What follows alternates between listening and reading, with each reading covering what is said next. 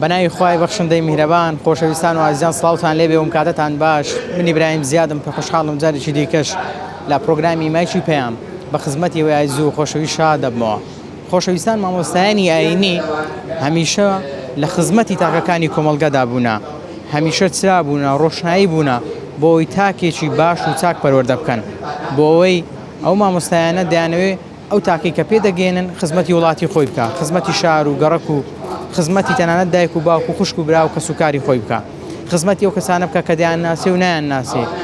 کەسێکی دەست پاک و دەم پاک و داوێن پاک بێ.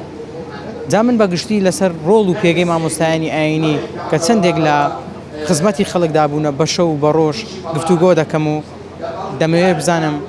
مامۆستایانی ئاینی لەو بارەیەوە چی دەڵێن. ئێوە لەگەڵمان نابن، من وەڵامی پرسیارەکانتان بۆ وەردەگرمەوە، بیسەر و بینەرمان بن. کۆخوا نەخواست ئەگە مامۆستامان لە نام نەمینێ بڕوا بکە کێشەی وایە محکەمەش پێ حەڵ ناکرێت. خەڵک قبوڵی بێ و قبوڵی نەبێ کاریگەری پەیامی مامۆستایانی ئاینی لەسەرە، کاریگەری وتارەکانی جومعەی محازەرەکان، دەرسەکانی مزگەوت. مامۆستایانی ئاینی کاریگەریان لەسەر گەنجە، لەسەر خێزانە، لەسەر تاکە، لەسەر کۆمەلگایە.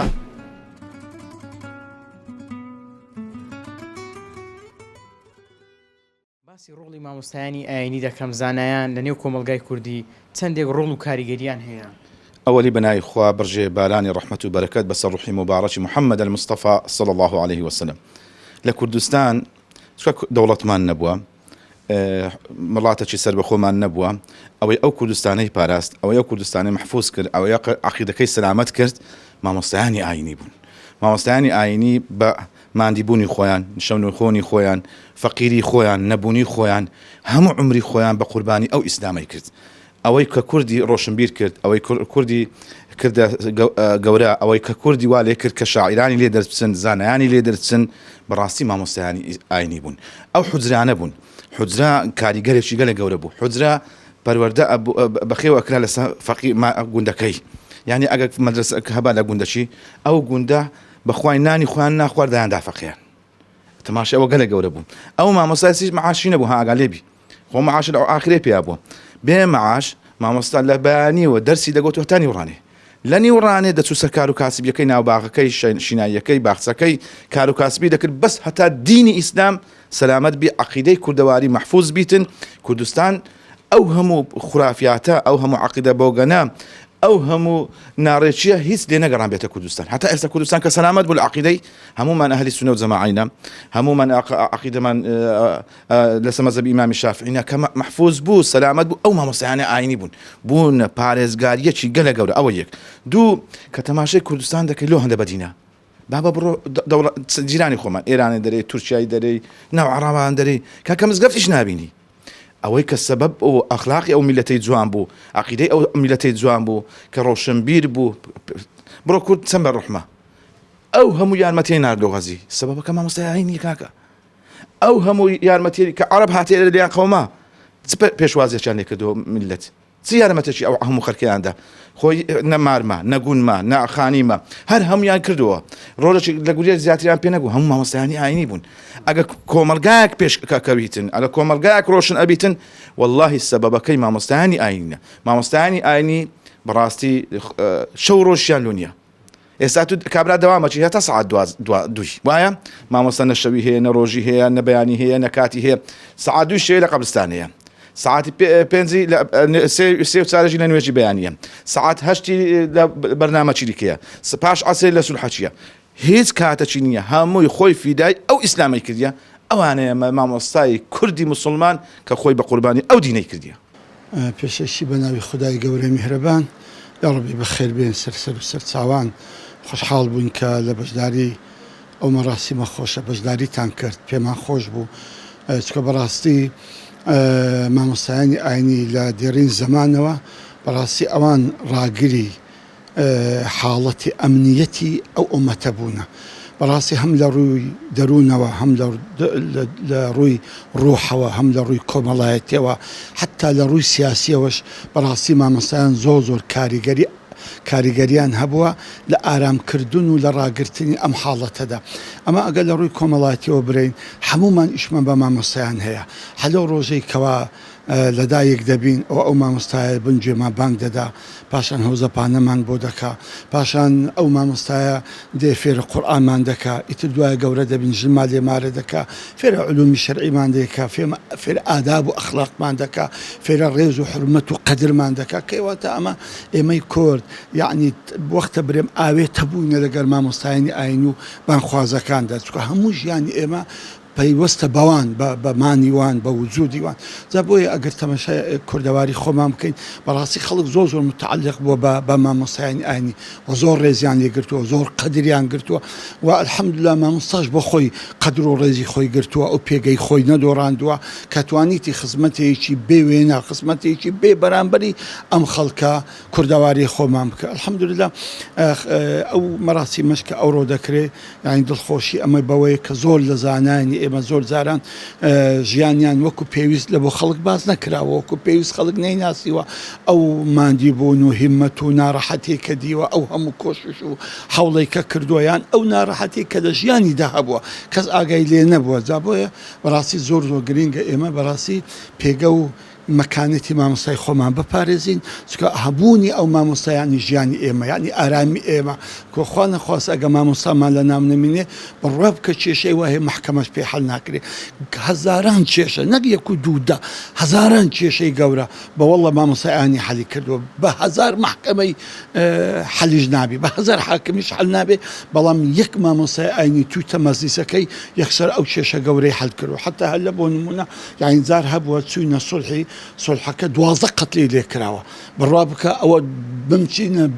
10 ساڵ بی 15 ساڵ بی لە محکەمەی حەل نەبووە دوو مامۆستای بەڕێز چووکە مەکانەت و ڕێز و قەدریان لە دڵی خەڵکیدا هەبووە یەکسەر چوونە کێشەکەیان حەل کردووە ئەو هەموو خوێنەشان ئارام و ساڕێژ کردووە دی کاتە زۆر گرینگە هەبوونی ئەو مامۆستایە بەڕێزانە دوێ ئەمن تەژێی خەڵک دەکەم کە هەر ماڵێک ئەبێ کوڕەکی نەزر کا ببێت بە مامۆستا چکە بەڕاستی ئێمەی کورد بە مامۆستایان گەورەین و بۆ شکۆداری ئێمەش بە مامۆستایانەوەیە باش مامۆستا پێم بڵێ جوانترین وەفا جوانترین ڕێز کە خەڵک لە مامۆستایانی ئاینی بگرن چییە؟ وڵای یەکەمیشە قەت لە بیری نەکەن ئەوە یەک و دوعای خێریشان لۆ بکەن و بەرهەمەکانیشان لێ نەگەڕێ بفەوتێ ئێستا سە لە خزمەن مامۆستا عەبدوڵڵا هەرتەلینە مامۆستا عەبدوڵڵا هەرتەلی تەما حتا برێژیانێکی بە فەقیری و بە کەساسی و ناڕەحەتی بەردەسەری چووکە 5 ساڵ زیرانی من بوو لە تعزیل ئەمن دەزانم مامۆستا چەند فەقیر و دەستکورد بوو ئەمن دەزانم مامۆستا هەزاران ئاواتی لە ناو دڵی بوو بەڵام لە بە فەقیر و دەستکورتی نەیدەتوانی بینتەزێ دێکەواتە حەیفە ئێستا ئەو پاش ئەوەی کە فەوتی کردووە و ئێمەی بەجێشتەوە لێ بگەڕێن ئەو کتێبانەوان بێناز بکەون الحەمدوللا ماشەڵڵا کتێبەکانیشی تقریبان وەختە برم بە فرۆشترین کتێبن کە لە بازاری هەیە بەڵام میم نەتوان لێ نەگەڕێن مامۆستا هەم ئەخلاقە جوانەکانی و هەم ئەو فەقیانەی کە لە خزمەت مامۆستای خوێنویان ئەوان نابێ مامۆستای لەبیرکەن ئەوان دەبێ ئەو منهەجەی مامۆستای لەسەر بووە ئەو هەڵوێستەی مامۆستای لەسەر بچکە مامۆستا زۆر مەرد بووە زۆر پیاوەکی حەق و ڕەق بوو بەرامبەر بێدین و بەرامبەر علمانیەتدا زۆر پیاوەکی مرد بوو بەرامبەر ئەو کەسانی کە بێ ئەدەبیان بەرامبەر پێغەمبەری خوای دەکرد عەلەیهی سەڵات وسەلام یان بێ ئەدەبیان بەرەم ئیسلام دەکرد زۆر مرد بوو بە قورئان ئامادە بوو ڕوحی خۆی بکاتە قوربانی و هەموو کاتێک ڕوحیشی لەسەر دەستی بوو لەبەرەوەی هیچ قسەیەکی نەدەگەڕاندەوە کەوا ئەو قسە پێویست بایە لەو کاتی بکرابایە جا بۆیە بەڕاستی ئێمە لێ نابی ئەو فەقیانە ئەو منهەجەی مامۆستای لەبیر کرد دەبی بەردەوام چۆن مامۆستا گەورە بوو بەو گەورەی بمینێنەوە و مامۆستای خۆشیان گەورە بکەن و بەرهەمەکانیان لەبیر نەکەن و منداڵک ڕێز و حرمەتی منداڵەکانیشان بگرن کەەوە ئەقل وەفای ئینسان ئەگەر گەیشتە منداڵەکانی مامۆستای ماچیان کا دوعایان خێریان لە بۆ بکە لێ نەگەڕن بێ ناز و گۆز بن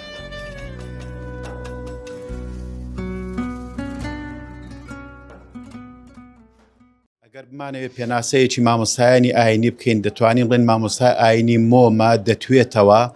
گرنگی بە خۆی نادا بۆ ڕۆشنایی کۆمەلگا بەڕاستی هەموو جیلێک هەموو شەریحەیەک کاتی ئیسراحەتی هەیە کاتی عوتڵەی هەیە بەڵام مامۆستا بەخوا نە شەوی هەیە نە ڕۆژی هەیە هەموو کاتێکی داناوە بۆ خزمەتکردنی ئاینی پیرۆزی ئیسلام و بۆ ئیسلاح و چاکسازی کۆمەلگا بۆیە دەتوانین بڵین مامۆستایانی ئاینی کاریگەریەکی تەواویان لەسەر کۆمەلگا هەیە لە دوو ڕۆوە یەکەم لە ڕووی فکری و عەقیدە و ئەخلاقەوە کە الحەمدوللا ینی ئێستا کە تەمەشا دەکەی کۆمەلگای کوردی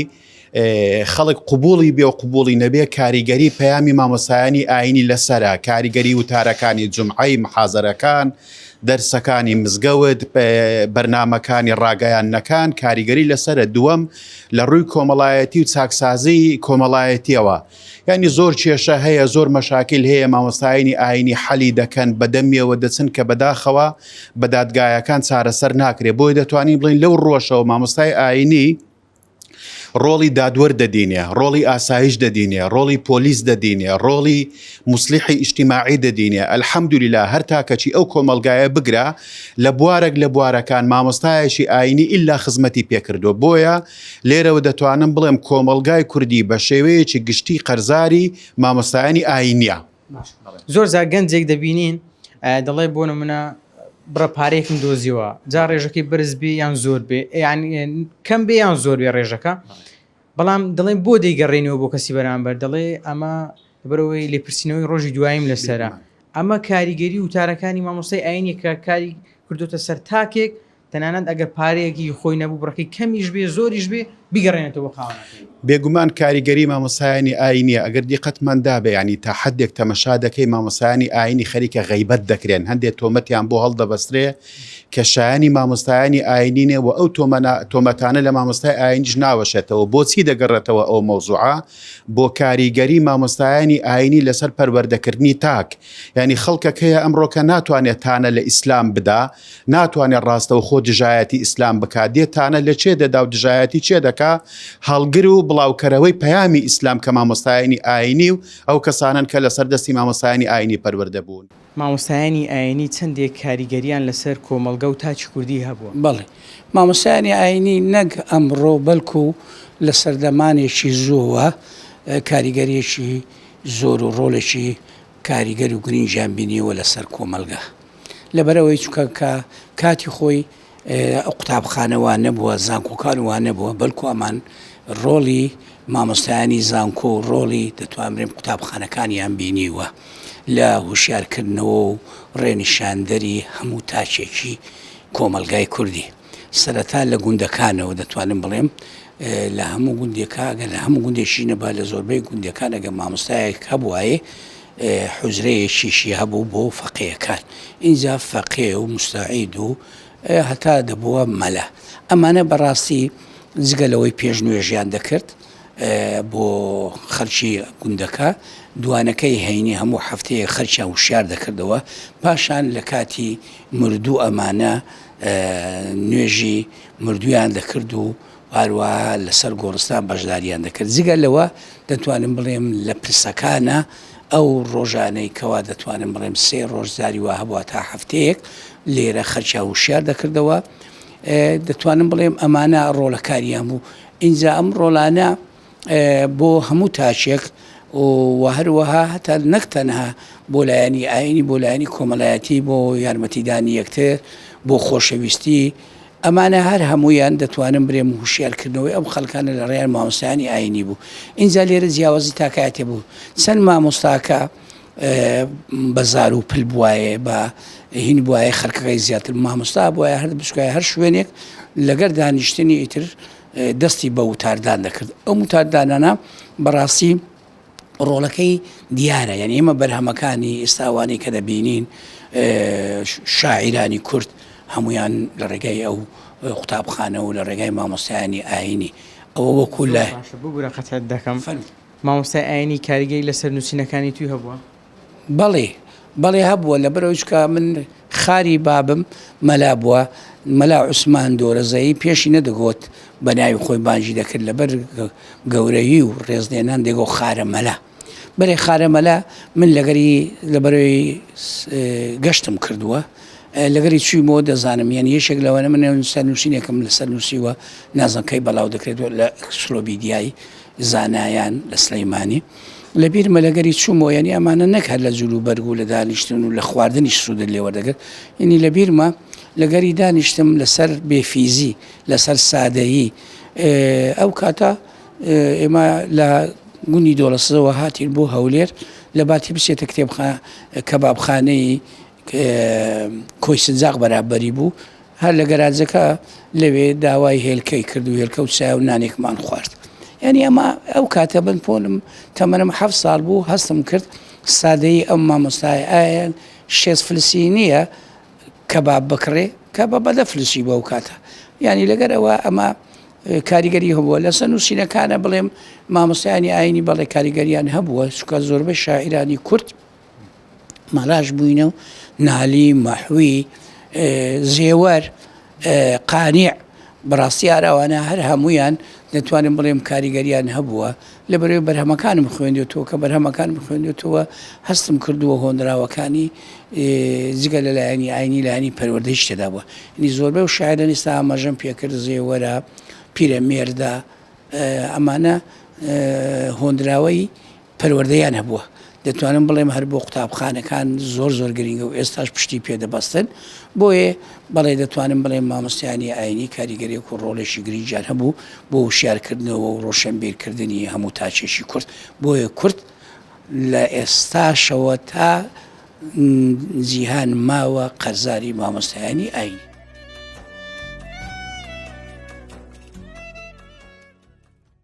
ئاینی زانایان چیان پێشکەشی کۆمەلگای کوردی کردیان جابرێ سیان پێشکەش نەکردیە یعنی لە هەموو بوارەکانی ژیان ئەوانە حەقیقە خزمەتی کۆمەلگای خۆیان کردیە جا هەر کەس بە گوێرەی جێگەی ژیانی لەلایەنی یعنی خزمەتی بڵێن چێ خزمەتی هیزری کردوون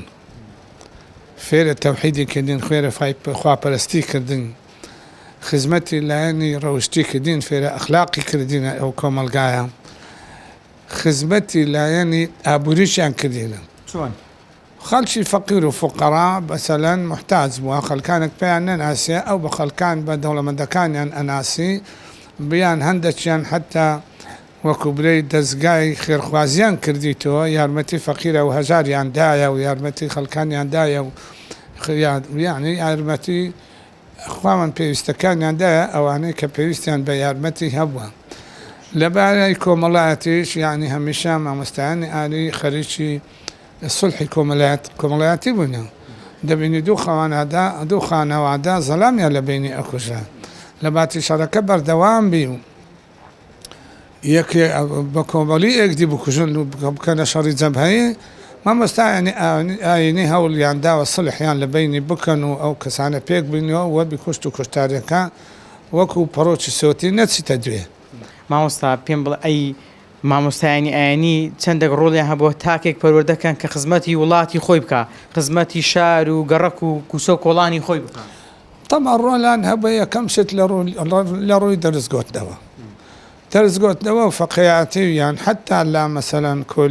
کۆلێجەکانی ئەو زەمانەی شەریع ئەو قانون ئەو شتانە مامۆستای ئاینی لێ بەڕۆلی زۆر بە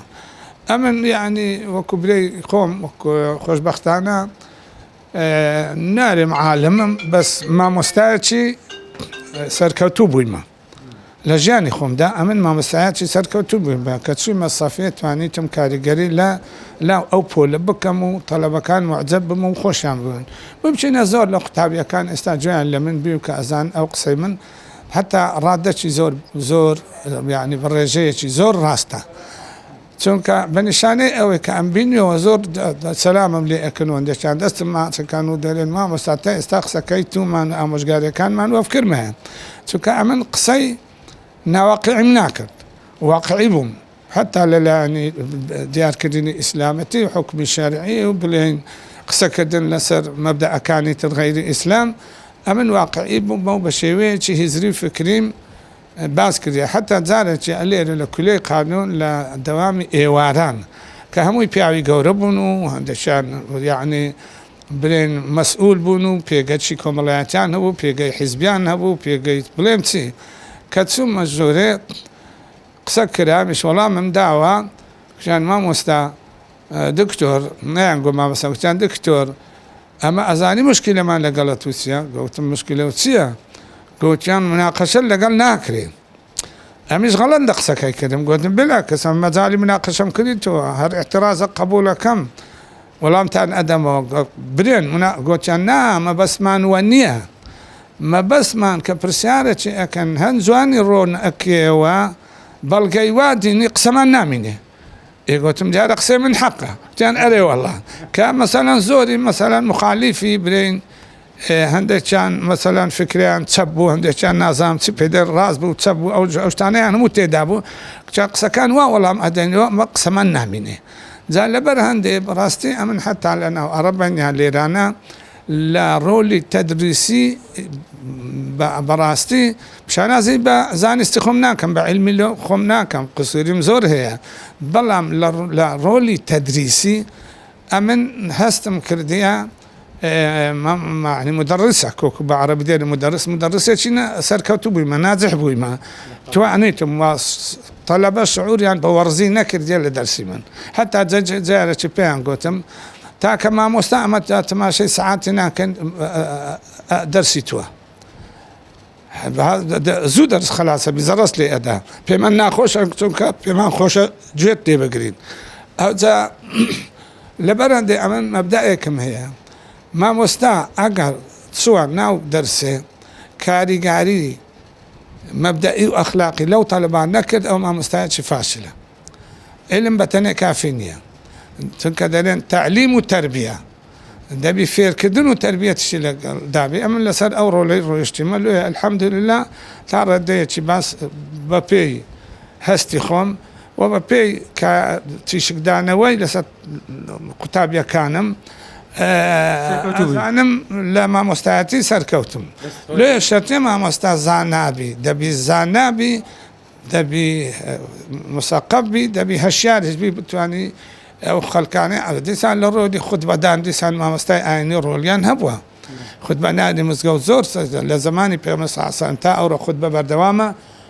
و فەرزیشە هەموو کەس دەبی حازر بی وەکو نوێژی جەماعەت نییە نوێژ جەماعەت دەرە سونەی مؤەکەدەیە هەندێک کەس ناچێت لە مزگەوت نوێژە بکە بەڵام بەنسبەت نوێژی جەماعەت فەرز العینە دەبی هەموویان بچن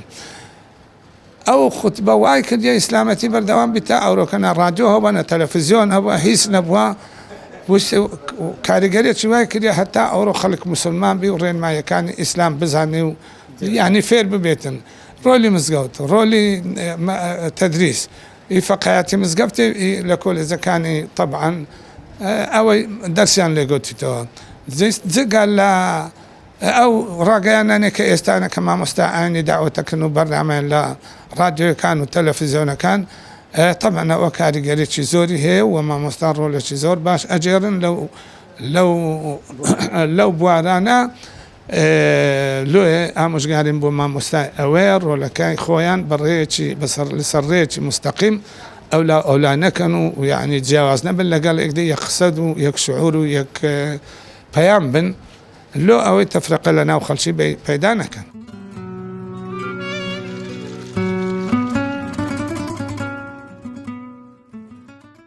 ئەوەی کە مامۆستای ئاینی هەڵقوڵاوی ناو کۆمەلگایە پەروەردەی ئەو مەداریس و بنکە و قوتابخانانەیە کە خەڵک بەخۆی بەڕێوەی بردیە مشهوری لێ خواردیە بەو ئومێدەی خەڵک گوتیتیان ئەمە ئەو مامۆستایە ئەو فەقەیە دەچیتە ئەو مەدرسەی سبەینێ تەخەڕوز دەکات دەبیتە مامۆستایەک زانایەک دانایەک طبیعی زانا و دانا لۆ قسە دەگوترێ عادەتەن زانا کە عیلمەکەی کۆ کردە ئەوجا پێویستی بە داناییە حکمەت مامۆستا کە دەبیتە مامۆستای مزگەوت لە گوندێک لە شارێک لە شوێنێک تەنها و تەنها بەس ئیمام و خەتیبێکی نییە مجەڕەت هەر ئەوەندە نوێژەکەی بکا و خودبەکەی دەدا و دەڕوا نەخێر هەر ئەوە نییە 24 ساعت خەڵک ئیتیساڵی پێوە دەکە ئەوەی ئێستا من کە بخۆم لە حیاتی لەگەر ئەو مامۆستانە ئێستا کە لە ژیاندامە دەیبینم 24 ساعت خەڵک ئیتیساڵی هەیە پەیوەندی هەیە لە بۆ هەموو بابەتەکان جا لە خەڵکی بەدەستەڵات و بێدەستەڵاتیش تەبیعی لە خەڵکی متەمەکین و ئەوی دیکەش خوێندەوار و نەخوێندەوار هەر هەمی شەهادەدار و بێشەهادە یعنی دەمەوێت بە کورتی بە موجەزی ئەو قسەیە دەکەم هیوا هەیە لە بۆ نمونە پێویستی بە یەک دوعایە یەک دوعات و لەو تەلەفۆنە یان مەسەلەن دەچیان لە ئەو دێتەلات یەک دوعای لە بۆ دەکەی دڵی ئارام دەبیتەوە سەکینەتی بەسەردادێ یان کاتێک کە دەین وا دەزانین دێوەزمەیەکە یان وەکو دەرێن کوردەواری عیزرائیلێکە لەسەر سەرمان حازرە جا ژن و مرد پێویستیان بەو نەسیحەتە هەیە نازانی ئاگای لەو شتە نییە دوو کەس لە یەک عادز دەبن زاری وهەیە لەسەر بابەتێکە ئەو بابەتە لەوانەیە ئەوەی خۆیان نەبی کە مامۆستا لە بۆیان ڕوێن دەکات و بە ئاەت و بە حەدیث تەماشا دەکەن ئەوانەیە چیان تاوان بارنین یان تاوانەکە لە ملی هەردووچیانە نسبیە دەڕێکا کە هیت و بایی ئەوەندێ 100 ئەوی 270 کە لێ تێدەگا مشکلەکە حل دەبی لە سەروی هەموو ئەوانەش طبیعی پەروەردەکردنی خەڵکان هەر لە وتار هەر لە مزگەوت ڕۆژانە کە خەڵک دێ نوێژمان لە دوو دەکا هیوایە دەرێ وەڵڵای مامۆستا بەس دەتان بینین دڵمان خۆش دەبی هەردەین نوێژەکەی دەکەین هەست دەکەین ئارامی هەیە دێن بسم الله دەکەین دێنە ناو مزگەوتێ دڵمان خۆش دەبی هەموو غەم و تەمەکانمان لەبیر دەچیتەوە جا یعنی لە هەموو نوێژێک دەبینی مامۆستا ئەغلب وایە تەوجیهاتێکی هەیە ئەغلب نوێژەکان جگە لە خوتبەکان طبیعی ئەو منداڵانە کە پەروەردە دەکرێن زۆربەی خەڵک ئێستا نازانی منداڵەکانی بەرەو چێ ببە دەیانێریتە دەورە پارەی باشیان لێ سەرف دەکا بەڵام کە دەورەی هاوینی دەکرێتەوە بە سەرپەرشتی مامۆستا جێیەکی تەمینە تەندروستە تەواوە ئەو منداڵە لەو یەک دوو مانگەی هاوینی یعنی تەسەوڕ دەکەی فێری پەروەردەیەکی ئیمانی ئەخلاقی جوان ڕێک و پێک تەوازونێک دروست دەبی لە حیاتی ئەو ئینسانە و بە زۆری وایە ئێستا ئەوەیە من کە تەماشا دەکەم تەوازونمان تێکدایە ینی هاوسەنجی لە بۆ نمونە پۆلی 12مان هەیە چەند کەس ئیسیفادەی لەو قسەیە کردی پۆلی 12مان هەیە عائیلەیەکی کامل منطقەیەکی کامل بەو پۆلی 12 مەشغولە داکو بابەکە هەناسەی لێ بڕایە ئەو ماڵە کەس نازانی حرەکە بکە میوان نییە هەموو قەدەغە کرا ویتە منطقەی محەڕەمە وەکو بری ئەلغامی تێدا چێندرایە ئەوها یعنی تو کە لۆی ڕۆندەکەی بابە وانە ئەو ئیشەوان ینی ئەو مشکلە ئەو چارکە ئێستا حالیان وا لە ناوی داین پۆلی 12 حالیان وا لە ناوی داین کە تو ڕۆنی دەکەیەوە لە بۆ ئەو خەڵکە پێی دەری بابە وانە ئەو ئیشەوانە تو کاتی خۆش لە بۆ ئەو سەرف دەکەی ئەو کاتەتە دەرەزەی باش دەینی کە میوانەکە دێ بەلای کەمی کاکە بڕۆ 5 دقەدە دەخە لە لای دابنیشە کچەکەم کوڕەکەم وەرە مەرحەبا چکە بخێرات نەچی بکە ئەوە بەخۆی تفريغي شحناتي أو زانستي سردن باز دكا شحني كهربائي وها أو بسرداري طلب يخو من هي زنابد لكل وانية تنزاري وهبوا يعني اتصال يعني كذا قلت من باب الشوان بخوات الشوي ساعات دبا ولا وكاكا يازد زياتر بهان الرا إسراحتك بهاني كاستا ولقر داكو باب الدانشة لقر داكو باب بيبكنا لقر أوان سايت هيكدا أو دبيت ماي أو أتو فعلا درسكت ببير بيتوا بس أتو منعزل وەکوبرەی لە قاڕەیەکی دیکەی هەموو دنیا لە قاڕەیەکە ئەتو لە قاڕەیەکی دیکەی خۆت جودا کردیتەوە ئاگال لە هیچ نەما جا ئەو شەرح و تەرحی کە دەیکەین لە هەموو بوارەکانی ژیان جاری وهەیە بە تەلەفۆنێکە لە ڕۆیشتنە لە ناو سیارەیە لە ناو ماڵە جاری وهەیە لە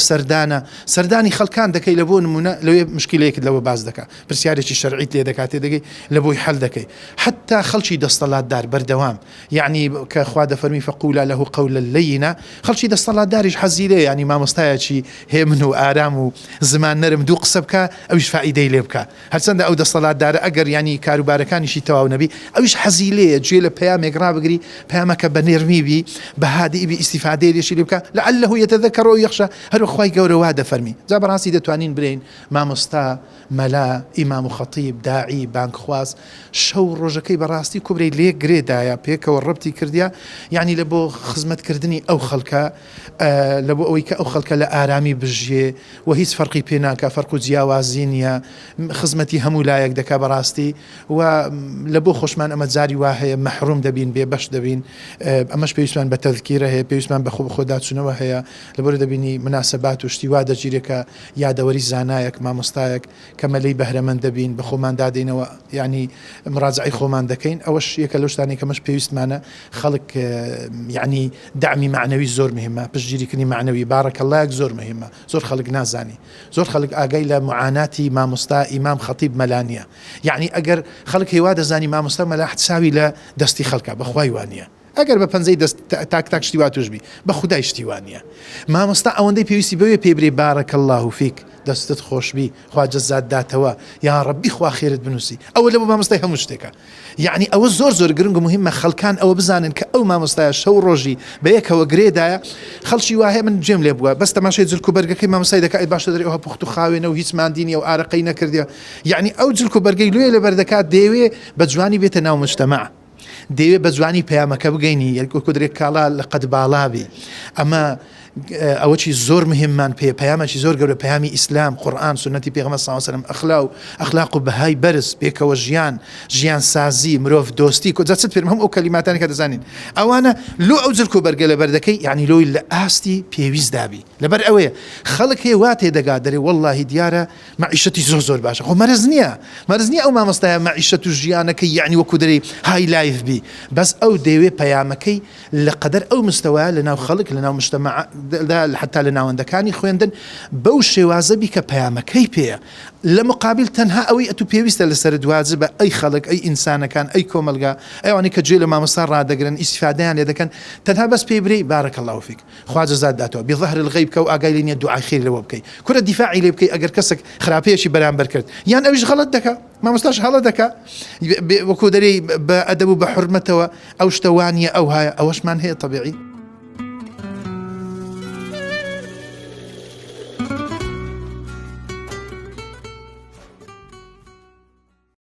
و عزیزان بێگومان مامۆستایانی ئاینی ڕۆڵ و کاریگەری زۆریان هەبووە لەسەر کۆمەلگای کوردی و هەمیشە تاکەکانیان ئاراستە کردو بە ئاراستێکی زۆر باش و چاک تاوەکو زیاتر خزمەتی هەم خەڵک و هەم خاک بکەن و تاوەکو عەقیدەیەکی باشیان هەبێ تاوەکو تاکێکی تەندروست دەربچن تا پرۆگرامێکی دیکە هەمووتان بەخوای گەورە دەسپێرمە شاد و کامەران بن خواتان لەگەڵ.